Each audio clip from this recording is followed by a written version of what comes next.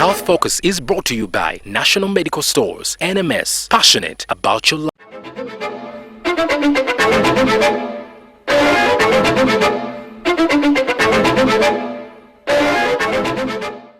Uganda is regarded as a regional food basket due to its arable and rich soils.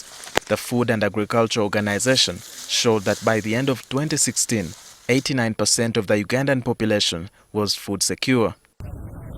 But the abundance of food does not directly translate into a healthy population.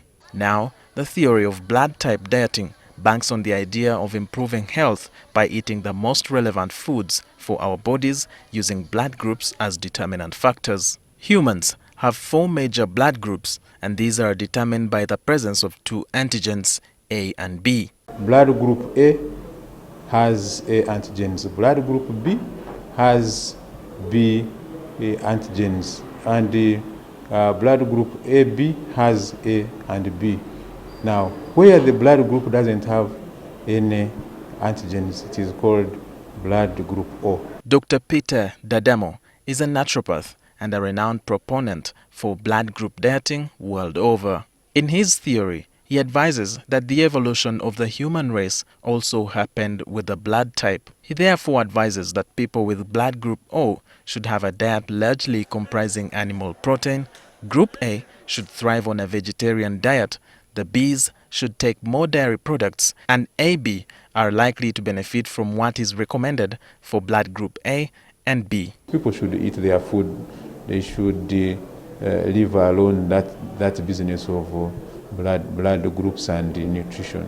Dr. Paul Kasenene, a qualified medical doctor specializing in nutritional, functional and lifestyle medicine, says this notion is harmful and could deny the body of some nutrients. So if we look, for example, at blood group O, who are hunters, they say eat meat in abundance.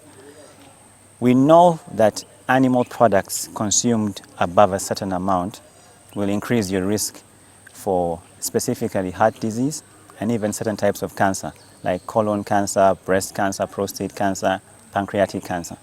And this is irrespective of your blood type. Dr. Kasenene says this kind of diet can also worsen some medical conditions because of the genetic differences. Blood group diet does not spare you from your genetic uniqueness. So we find that in this regard, the message from blood group diet is not complete because it's only focusing on digestion. But food has nutrients, it has calories, we have to take into consideration the way the food is grown, whether the food has an ability to impact your disease or not. And so you find that the blood group diet is really addressing a very small aspect of health. Despite the fact of having no scientifically proven health benefits, medics say that blood dieting is also not applicable in a family setup. You can just imagine the practical issues with having to figure out how you're going to eat in this home. One person shouldn't eat meat, another person shouldn't eat wheat. The other thing is that we have to also be careful to make sure that people do not actually compromise their nutrition. Because in a practical sense again, certain people may only have a limited range of fruits or vegetables that they have access to.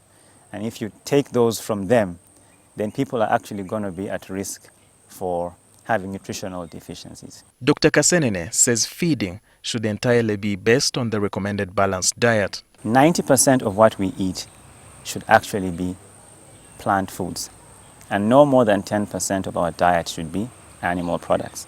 Research has clearly shown that increasing your diet by more than 300 to 500 grams of animal products per week will increase your risk for disease irrespective of blood type. But the medics say it is important for one to know their blood type. Like soldiers who are in a battle, students, people who are likely to be in accidents, pregnant women, all these people require their blood groups to be known because they may require emergency transfusions.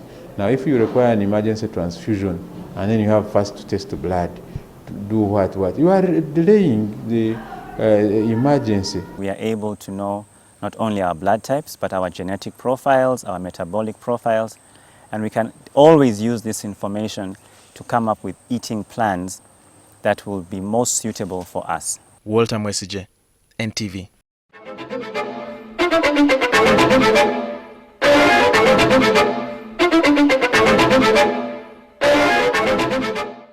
National Medical Stores, NMS, passionate about your life, with support from the Ministry of Health. Procure, store and distribute essential medicine and medical supplies to all government health facilities in Uganda.